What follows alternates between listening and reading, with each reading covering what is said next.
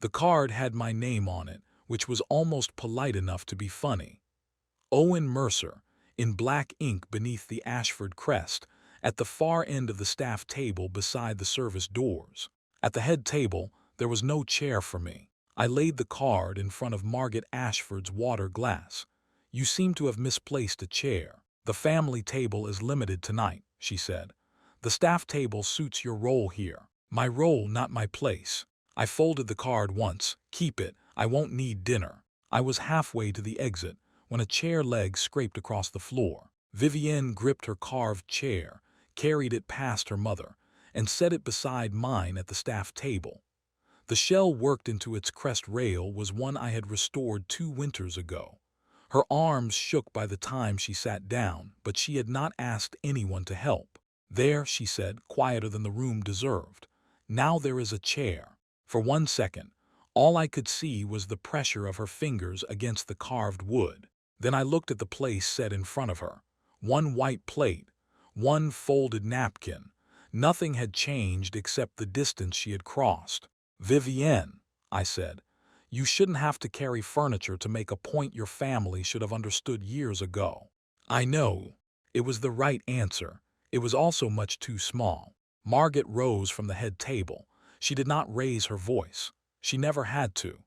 "If we are rearranging the evening," she said, "we may as well stop pretending this announcement can wait." Vivienne's shoulders tightened.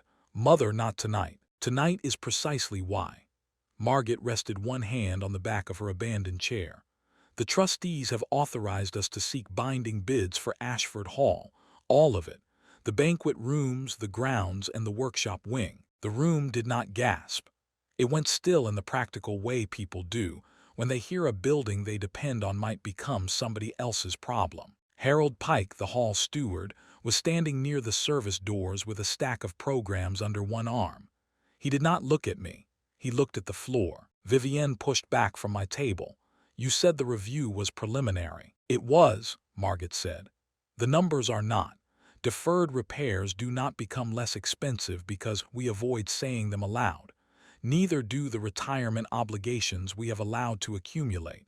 A complete sale is the responsible course." 3 weeks earlier, Harold had found me tightening a loose rail outside the staff locker room. He had tapped the wood with 1 knuckle and said, "Everyone notices the big repairs. The pensions are the quiet leak. 7 people are counting on them this winter." He had not asked me to save anyone. He had asked me not to mistake a family argument for the whole building. Margaret had chosen the cruelest possible moment to be correct about a real problem. Her words landed with the clean weight of ledgers. That was what made them difficult to dismiss. Ashford Hall had leaking slate above the east gallery, wiring old enough to have opinions, and too many people who had given decades to a place built on other people's family portraits. I knew some of those people by the repairs they asked me to make after hours. A cracked tea cart, a broken drawer, a chair leg wrapped in tape because no one wanted to trouble the trust for something small. But the workshop wing was not a line item to me. It was where my father had taught me that a loose joint could be repaired if you opened it before the whole frame twisted. It was where I had turned a rented room and 2 workbenches into Mercer workshop. The smell of wax and old wood had followed me home for 14 years. Margaret looked directly at me. "Your lease will be handled fairly, Mr. Mercer." There it was again, Mr. Mercer, the supplier, the tenant, a useful man as long as usefulness did not ask for a chair. Vivienne stood. "Owen is not a lease complication." "Then perhaps he should have been introduced as something else before tonight," Margaret replied. Vivienne flinched, but I did not give her time to answer. I had spent 3 years taking the side entrance when board members were in the hall, leaving through the kitchen after charity dinners, and accepting her hand only after the last guest had gone. Each compromise had arrived wearing the same excuse. Not tonight, not this meeting, not until the promotion was settled. I had finally learned that a delay could be a decision when somebody else kept paying for it. "You don't need to handle my lease," I said. Margaret's brows moved a fraction. "No." I took my phone from my jacket and opened the message I had read 12 times since Tuesday. I did not hand it to her. This was not evidence for a trial. It was a door I had already chosen to walk through. I accepted a restoration post in Bellhaven, I said. The old coastal library. Their lead conservator retires next month. I start in 12 days. Vivienne stared at me as if the floor had shifted under her chair. You accepted it. This morning. You didn't tell me. I tried to tell you Sunday. You said we would talk after the promotion dinner. I nodded toward the head table, toward the speech she had been expected to give about a future none of us had discussed honestly. This seemed like the sort of dinner that makes waiting feel efficient. Her mouth opened, then closed. She looked at the chair beside her, not at me. Margot's voice softened by a degree, which made it worse. A new position may be sensible. The hall's future should not be decided by sentiment. No, I said, it shouldn't. I put the folded place card on the table between us. It was small enough to fit beneath Vivienne's palm.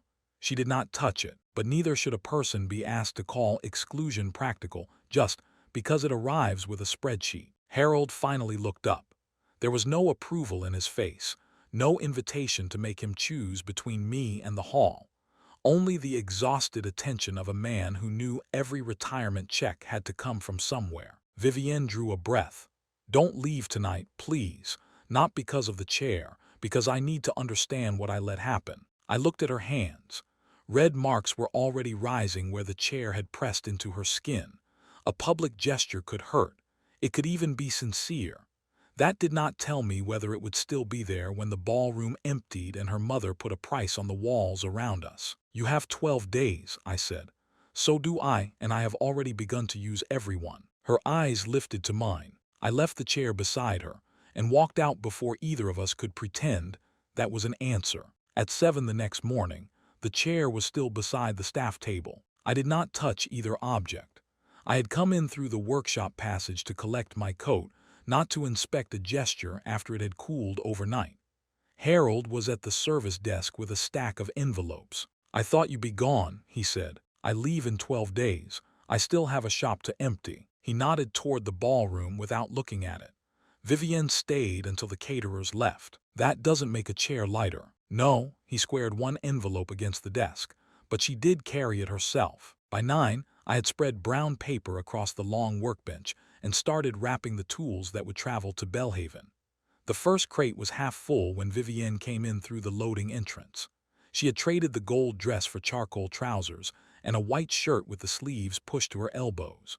The red marks on her palms had faded to thin shadows. In one hand she carried a cardboard cup of coffee. In the other, she had my place card sealed inside a clear folder. You left this, she said.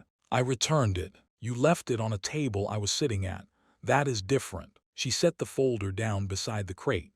The card looked absurdly official behind plastic, a small artifact from a night neither of us could revise. Why did you come here? I asked. My promotion was withdrawn at 8:30. The chisel in my hand stopped above the case. That was fast. My mother is efficient when she wants an audience to remember a lesson. Vivienne met my eyes. I am also off the sale committee. Simon will handle the bid process. I set the chisel down. I had expected consequences. Hearing them in her flat, careful voice made them feel less like a victory and more like a door closing somewhere behind her. Did you know they would do that? I knew the promotion was meant to keep me cooperative. I did not know they would make the condition public before I had even unpacked a suitcase. She glanced at the crate.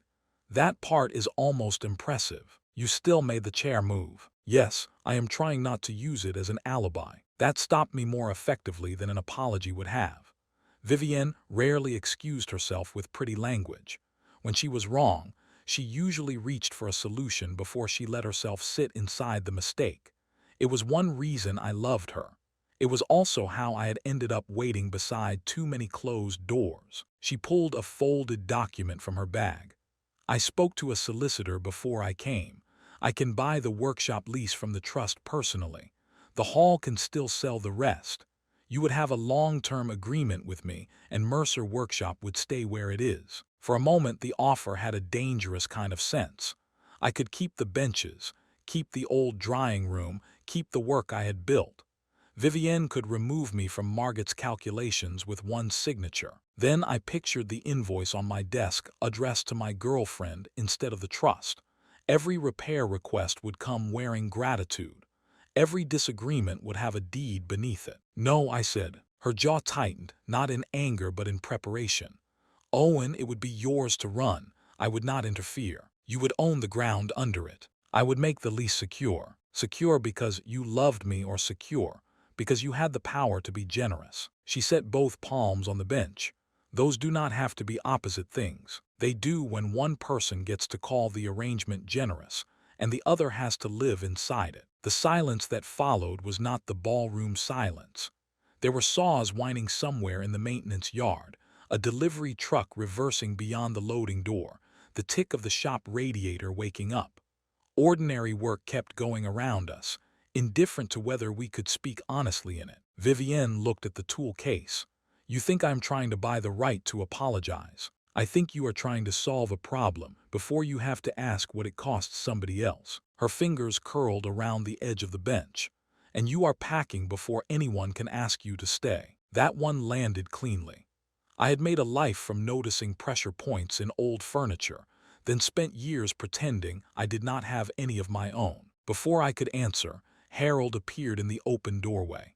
He held a blue ledger against his chest, not like a weapon, but like something he was tired of carrying alone. May I interrupt? He asked. Vivienne stepped back. Of course. Harold placed the ledger on the workbench with more care than it deserved.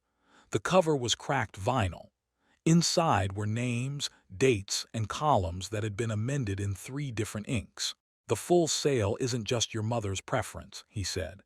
It clears the retirement settlements for 7 of us. Me, Mrs. Vale in laundry, Tomas in grounds, the night porter, 2 kitchen staff, and June in bookings. The money is due this winter. A smaller sale could work someday. Someday does not keep June from choosing between her heating bill and her medication. Vivienne's face changed at that.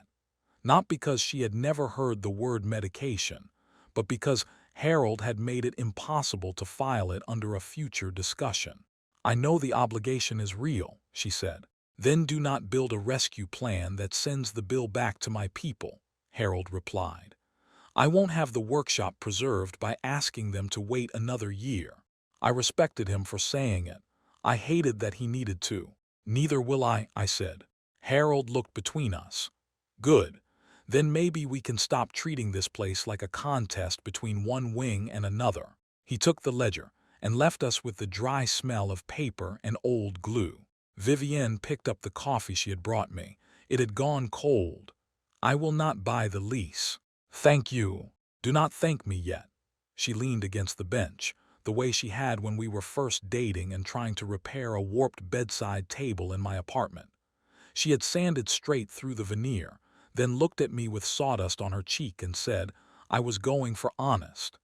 Give me 10 days, not to save you, to find out whether the hall can be divided without leaving Harold's people short. The bids are due in 10. I know. Simon has the figures now. I can still ask questions even if I am not allowed to vote on the answers. I looked at the open crate. Bellhaven had sent a confirmation form with a deadline at noon. If I delayed, the library would move to the next conservator. If I confirmed, the signing payment would arrive by Friday, and the job would become real enough to rearrange my life. 10 days, I said. You can look for a plan that is fair to the staff and fair to the shop. Hope moved across her face too quickly for her to hide it. But I am not canceling Bellhaven, I said. I will keep packing. If there is a plan, it has to be one I can stand in without owing you the floor beneath my feet. Vivienne nodded once. That is fair. It may be impossible. Then we will know it is impossible honestly. After she left, I closed the crate of chisels and wrote Bellhaven on the lid in thick black marker. Then I opened the library's confirmation form, read the final line once, and pressed send. The chair reached my workshop on a linen trolley 2 days later, just after the rain started. Harold had sent it down from the ballroom with a note that said only, repair if needed. The note was in his blocky handwriting. The chair itself had a fresh split where the back rail met the left post, thin enough to miss beneath the shell carving until I pressed a thumb against it and felt the joint give. Vivienne was standing beside the open loading door when I found it. She had come early before Simon, and she did not ask whether the chair had broken because she carried it. She only looked at the split, then at the rain sliding down the courtyard windows. "Can you fix it?" she asked. "Yes." "Will it show?" "Only to someone who knows where to look." She nodded as if that answer belonged to more than the chair. Simon arrived with 2 folders under his arm and no umbrella. Without his tie, he looked less like the finance director and more like a man whose morning had gone badly. "Your mother gave me permission to show you the working figures," he said to Vivienne. "Permission is not the same as support." "We will try to treasure the distinction," she said. Simon almost smiled, then laid the folders on my bench. We began in the East Gallery, where rainwater had darkened the plaster above a row of framed portraits. Simon pointed out the buckets already placed under 2 hairline stains. I pointed out the swollen window frames and the temporary sealant along the ceiling line. None of it was dramatic on its own. That was the problem. Buildings do not usually announce their failures.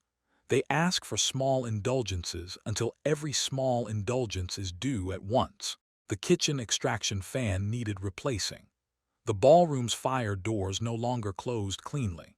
Near the workshop loading door, I found separate gas and electric meters with fresh tags, then invoices that showed my wing's steady charges being allocated against ballroom repairs. The old boiler carried the banquet wing through winter because the workshop had its own smaller system, one I paid to maintain. Each repair had been delayed so long that the next repair depended on it. Simon followed me back to the meters. "Mercer Workshop is the stable part of the property. Your rent arrives. Your restoration contracts arrive. The wing costs less to heat, and it has its own loading access." "I know what my shop earns," I said. "I know. I am explaining why it has been supporting the rest of the hall without anyone saying so clearly. The trust has been using the workshop income to cover shortfalls in the banquet wing, not illegally, not secretly, just conveniently." Vivienne took the page from him. Her eyes moved down the columns. "How much?" "Enough that the workshop looks less independent on paper than it is in practice.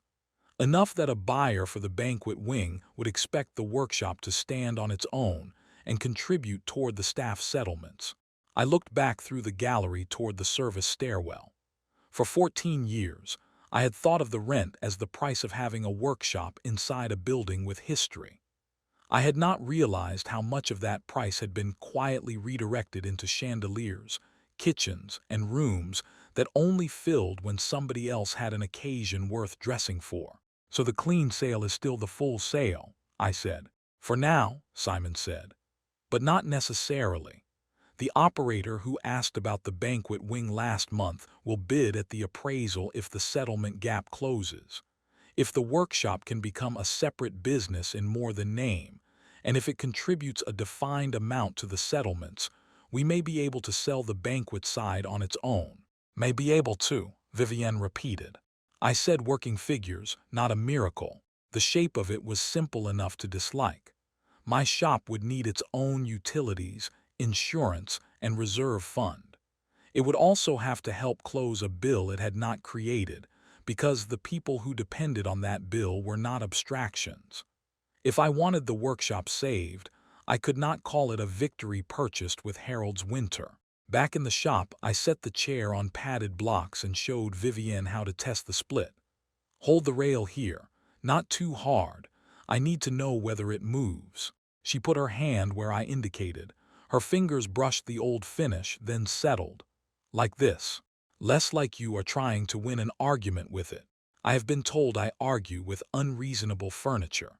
The furniture has a defense." Simon took the hint and moved to the far bench with his folders. Vivienne held the joint while I worked a thin palette knife beneath the old glue.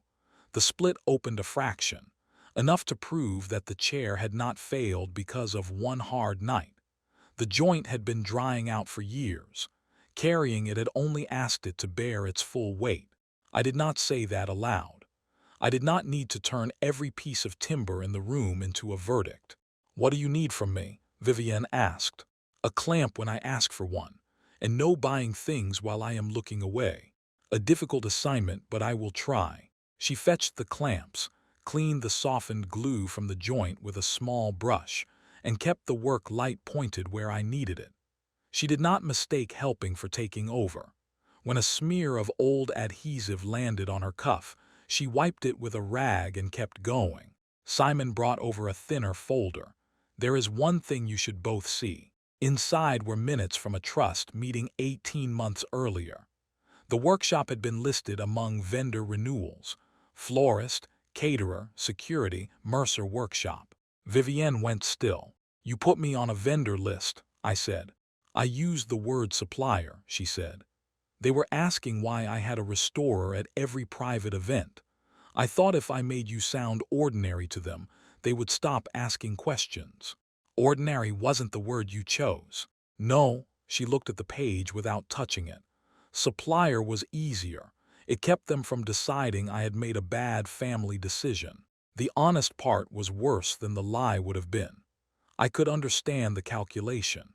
I could even see how many times I had helped make it easy by leaving through the kitchen and calling it discretion. You protected your position with my name," I said.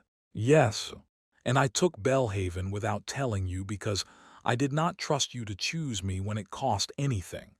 I kept my attention on the joint. We have both been very efficient at deciding for the other person." Vivienne swallowed. "That does not make us even." "No, it makes the work harder." Simon closed the vendor folder. "For what it is worth, a divided plan gives both of you a place to stop making private arrangements. The workshop would need verified contracts, its own accounts, and a contribution to the staff fund. The banquet wing would need a buyer willing to take its repairs without the workshop income." "And if we can show that," Vivienne asked, "then I can take it to the trustees before the binding bids are opened." 3 pending restoration agreements were waiting on my desk. By the end of the day, I would turn them into signed contracts. Tomorrow, I would ask the local community partnership whether a 20-year lease and 2 paid apprenticeships could make the workshop useful beyond me. I tightened the clamp and listened to the wood settle under pressure. It was not repaired. It was only held in the right position long enough for the glue to do its work. My phone rang on the bench. Simon read the screen before I could turn it over. His expression changed. "Caldwell Venue Group," he said. "They were our strongest outside bidder." He answered, listened for less than a minute, and set the phone down slowly. "They will not bid on the banquet wing," he said. "They want the entire hall, including the workshop. Otherwise, they are out." Caldwell's refusal changed the hall faster than weather could. Simon found me above the kitchens, where I had gone to measure a cracked cabinet door. "Caldwell was worth more than the other bidders because they wanted the whole property," he said. "Without them, a divided sale is not impossible. It is just short. Short is a polite word for it. It is the word I can say before lunch." He showed me a single page, not a folder. Crown Street's general manager and a local operator had requested figures for a staff contract-preserving purchase, though lender approval was still pending. The numbers had been reduced to 3 lines: what the banquet wing might bring, what the 7 settlements required, and the gap between them after repairs. I did not need the exact figure to understand it. The workshop could prove it was alive, but it could not make the missing money disappear by being admired. "The shop would have to put in a reserve," Simon said, "enough to cover its own separation costs and part of the staff fund. The rest has to come from somewhere outside the trust. And if it does not, then Margaret has the cleanest answer. Sell everything together, pay everyone, protect the other venues, and make you an ordinary relocation problem." "Vivienne asked me to meet her in the West Conservatory," he said. "She wants to tell you something herself." The conservatory had been shut since spring. The glass roof leaked over the stone planters, and the lemon trees that once filled it had been moved to a nursery outside town. Vivienne stood by the tall windows in a dark green coat, watching rain strike the empty tiled floor. Simon says we have a gap, I said. Simon says a great many things when he is trying to avoid the word disaster. You knew. I knew enough to know the promotion was never separate from this sale. She turned to face me. The overseas position came with a condition. At the next trust vote, I was meant to give my proxy for the full sale. The proceeds would be pledged against the loans on the remaining Ashford venues. That is why everyone wanted the complete property sold quickly. It gives them a simple foundation for the next 5 years. And if you support the divided proposal, I keep my vote. There is no proxy, no overseas position, and the other venues have to find their own refinancing. The promotion had sounded like a prize at the banquet. Now it had a price no acceptance speech had named. Your mother did not just take a job away, I said. No, she reminded me what it had been buying. You don't have to give that up for my workshop, I said. Vivienne's face sharpened. I am not giving it up for your workshop. I am deciding whether I will trade 7 people's winter and your work for a future I did not choose freely. Those are not the same thing. That was the first time she had said it without trying to soften the choice for me. I trusted it more because it did not make me the center of it. We went downstairs to the staff dining room, where Harold had arranged the retirement packets in 7 neat piles. He was not waiting for a meeting. He was checking dates against a calendar, pen in hand, while June from bookings packed mugs into a crate at the far end of the room. We need to talk about the divided proposal, Vivienne said. Harold did not look up, then talk plainly. Simon explained the gap in a few sentences. A portion from the workshop, a contribution from Vivienne, an outside buyer for the banquet wing. The rest could be handled if the retirement money was allowed to be paid later. Harold's pen stopped. No, he said. Vivienne took a breath. Harold, no delay. Not 3 months. Not until a new contract settles. You can call it a bridge or a timetable or anything else that sounds calm in a boardroom. 7 of us have already given this place the cheap version of our lives. You do not keep the workshop by asking June to gamble her heating money on your confidence. June did not turn around. That made the words stay where they belonged. We will not, I said. Harold looked at me.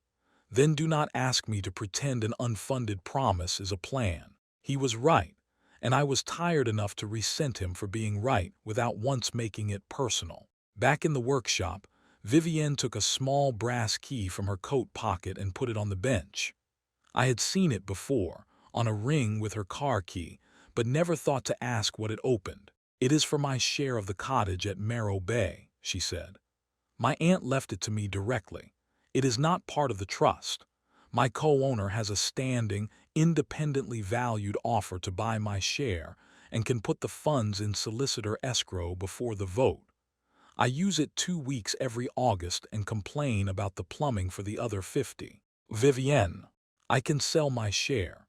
It covers the part of the staff fund the banquet wing cannot. The money goes into the settlement account, not to you and not into Mercer Workshop. The key lay between us, small and flat and far more difficult to look at than a contract.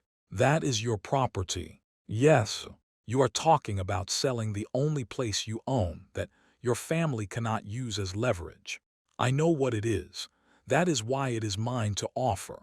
Her voice did not rise. I am not trying to purchase a place in your life. I am contributing to a plan that does not make staff wait and does not make you my tenant. I wanted to refuse on instinct. I could hear my own reasons lining up, orderly and familiar. Too much, too fast, not mine to take. They sounded respectable until I looked at the key and understood that refusing every offered risk did not leave me independent. It left her carrying every choice alone until I could blame her for the weight of it. And what do I contribute? I asked. Simon, who had been standing near the doorway, answered carefully. Your savings would cover the workshop's separation reserve. They would sit in escrow, along with Vivienne's sale proceeds once the cottage share closes. The money cannot be used unless the divided plan passes and the staff settlements are funded first. Nearly everything I have, I said. Yes, Simon said. And if you keep the workshop, Bellhaven will reclaim the signing payment. You would be giving up the job's relocation cushion as well as the money you set aside. The signing payment had not even reached my account yet, but I had already planned it 3 ways: the harbor room, new insurance, the freight for my tools. It was the first money in years that belonged to a future no Ashford could rearrange. Keeping the workshop would mean turning away from that future with both hands. Vivienne picked up the brass key. You do not have to decide now. The bids are due in 6 days. I know. And Caldwell is gone from the divided bid. I know that too. There was no plea in her face. That made the decision harder. She had given me the cost of her choice without asking me to reimburse it with a promise. That evening, I drove to the small bank on Harbor Road with the workshop reserve papers in the passenger seat. Simon met me there with the escrow agreement. Vivienne did not come inside. The clerk asked whether I understood that the funds would be locked for the divided proposal and released only under its written conditions. I said I did. Then I signed, transferred nearly all the savings I had built over 14 years, and watched the balance leave my account. Margaret moved the binding sale vote to Thursday morning, 3 days before I was due in Bellhaven. Margaret arrived before 9, alone in a charcoal coat and carrying a slim folder. The trustees need certainty, she said. Caldwell's position has narrowed the timetable, so you shortened mine. Your timetable was always your own, Mr. Mercer. She placed the folder on the bench. Inside was an offer for a relocation settlement, enough to cover the Bellhaven move, replace the workshop equipment I could not take, and leave me with more money than I had expected to see after losing the lease. You can accept this and leave with the new position intact, Margaret said. No one will question the quality of your work. I did not pick up the offer. You have managed to make a severance package sound like a compliment. It is an acknowledgement of a real business. I am not asking you to be grateful. I am asking you not to make 7 employees wait while we test an arrangement that may not fund them. Margaret's argument had bones.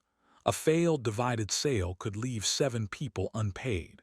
And Vivienne, I asked. She may have the overseas role reinstated if she withdraws the divided proposal and provides the proxy the trust requires. It is still an excellent position. You mean if she does what you planned?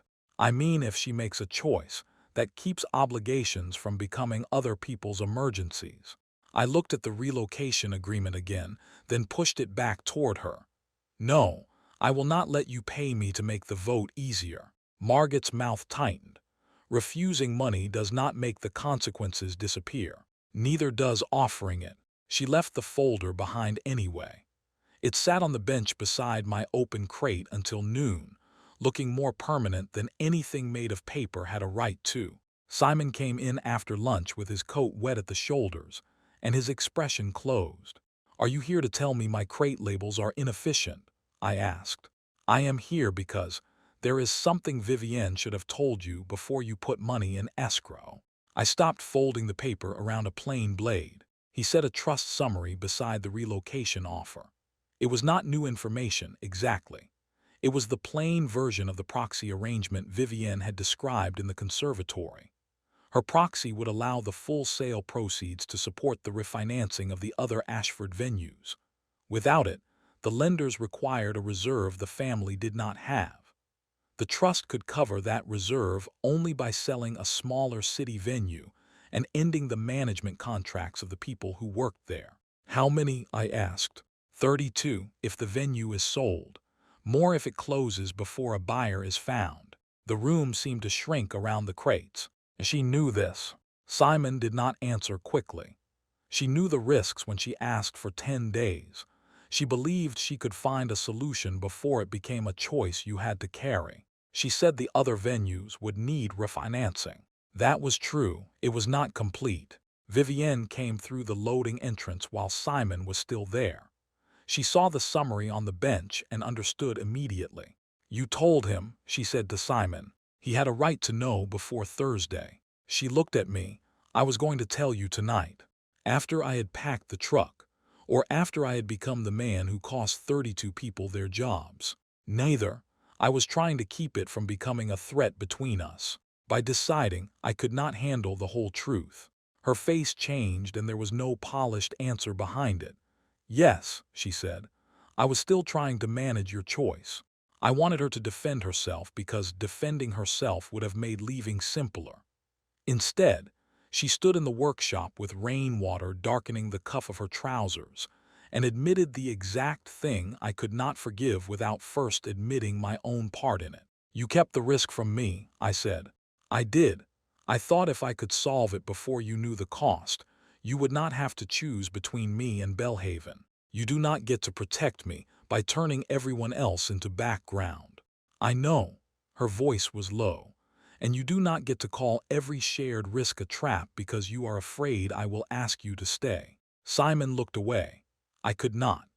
The words were too close to what I had been avoiding since the ballroom. I had refused her lease offer because I would not live inside her generosity. That had been right. But I had also used self-protection to keep every decision cleanly mine, even when that meant leaving her to face a family, a trust, and now 32 strangers with no partner in the room. The meeting is at 10, Simon said. The 3 restoration contracts are signed. The community partnership has approved the 20-year lease and 2 paid apprenticeships, and Crown Street's lender has approved the staff-preserving purchase. If either of you has something to say it there. No more private versions. The sale meeting took place in the former library, not the ballroom. The long table was set with water glasses, bid summaries, and 7 empty chairs along the side wall for staff representatives. Harold sat with June and 2 others from the hall. Margaret sat at the end beside the trust solicitor. There were no raised voices when we came in, only the rustle of paper and the steady mechanical sound of the old radiator. Before Margaret began, the trust solicitor said, "The divided plan eligibility requires Mr. Mercer's written commitment as full-time workshop operator. The Bellhaven post is incompatible with that commitment." Margaret began with the full sale recommendation. She named the settlements, the delayed repairs, Caldwell's offer, and the risk to the remaining venues if the trust could not refinance. Nothing in her account was false. That made it harder to oppose than a speech built from cruelty. Then Vivienne stood. "I will not provide my proxy for the full sale," she said. "I am withdrawing from the overseas position and from the family operating structure that depends on that proxy. I have placed my Marrow Bay share toward the staff settlements. Owen's escrow funds cover the workshop reserve. The divided proposal will not ask the hall staff to wait." She did not look at me when she said my name. She did not turn the statement into a reason I should stay. She simply placed the cost where everyone could see it. Margaret folded her hands. "And if the divided proposal fails?" "Then it fails without pretending the staff fund is optional," Vivienne said. "But I will not trade a clean sale for a silence I have already spent too long maintaining." The solicitor slid the vote papers forward. My phone was in my jacket, warm from my hand. Bellhaven's director had left a voicemail that morning. Final travel details, a welcome, the ordinary assumption that I would be there. I could still take Margaret's settlement, keep the job, and leave every risk behind me. It would be logical. It would also mean I had let Vivienne make a public choice while reserving the private right to abandon any choice that involved me. I stepped away from the table and called Bellhaven from the corridor. When I came back, I placed my phone beside the unopened vote papers. "I will not be arriving," I said. "The signing payment is forfeited." No one applauded. Harold closed his eyes for a second. Vivienne did not move toward me. Margaret looked at the vote papers, then at the escrow confirmation in front of Simon. "Very well," she said. "We will vote on the divided proposal." I stood before anyone else could answer. I opened the working file and turned it toward Margaret. "Mercer Workshop has 3 signed restoration contracts beginning this quarter. My escrow covers the separate utilities, insurance, and repair reserve. The community partnership approved a 20-year lease and 2 paid apprenticeships, so the workshop can serve more than one man's private room. Its contribution, together with Vivienne's Marrow Bay proceeds, fund the staff settlements in full, I said. Simon has independently verified the contracts, past income, escrow, and sale values. Harold watched Simon rather than the papers. That was the only approval that mattered to me. And the banquet wing, Margaret asked. The already interested banquet operator confirmed its appraisal value bid for the rooms and grounds. The operator accepts the repair schedule in the price. The Ashford Trust does not have to discount the property to force a full sale. Simon let the next page rest on the table. There is a further cost. Without Vivienne's proxy, the trust cannot use the full hall sale to keep control of every other venue. The proposed answer is to sell Crown Street House as a working venue, with its existing staff contracts transferred intact. It is smaller, profitable, and already has forward bookings. Its general manager and a local operator have lender approval for the purchase. Ashford loses the building and the management control of it. 32 people keep their jobs because the venue continues under a new owner, instead of becoming collateral for a family refinancing plan. Margaret looked at the page for a long time. Crown Street House had never been the center of the family story. The Ashfords could sell it as a going concern because it did not need rescuing. They would lose a steady asset, a familiar name above a door, and the authority to decide what happened there next. No one in the room mistook that for painless. The retirement settlements are paid in full, Margaret asked, before any money is released to the workshop, Simon said. The workshop reserve cannot be redirected to cover banquet repairs. It cannot. That separation is the point. And the 32 contracts transfer with the sale. The buyer has accepted the condition because the staff and bookings are what make Crown Street viable. Margaret's fingers rested on the edge of the vote paper. I had spent weeks waiting for her to find the flaw that would turn all of us back into people asking for special treatment. Instead, she asked the questions of someone who had spent a lifetime learning that duty often arrived dressed as an unpleasant calculation. Finally, she looked at Harold. Will this meet the obligation to your staff? Harold did not rush the answer. It meets it. The funds are real, the dates are real, and no one is being asked to wait on a promise. Margaret nodded once. Then the full sale is no longer the responsible course. The vote passed without ceremony. The banquet wing would be sold. Crown Street House would leave Ashford control. The workshop would stay, not because anyone had waved away the numbers, but because the numbers had finally been made to account for the people inside them. When the papers were collected, Margaret stopped beside me. Your signing payment is gone, she said. I will not call your leaving the responsible answer again. It was not an apology. From Margaret, it was closer to a boundary than I expected. I did not give it up for a seat at your table, I said. No, she replied. You gave it up after making sure the staff had won. There is a difference. Vivienne was standing near the windows, her hands empty now that the vote was over. Her Marrow Bay key was no longer on her ring. The overseas role was gone with her proxy, and the family committee had no reason to restore her authority.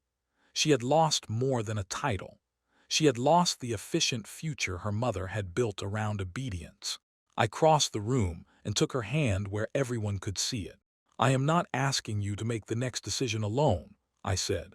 Her fingers closed around mine. Good. I was getting tired of being so capable. The staff settlements cleared 3 weeks later. Harold came into the workshop with June and Mrs. Vale, not to thank us like we had done them a favor, but to collect the final paperwork and make sure every figure matched. Harold inspected the community lease with the concentration he had once reserved for the boiler room. The agreement gave the workshop wing a 20-year lease through the local community partnership.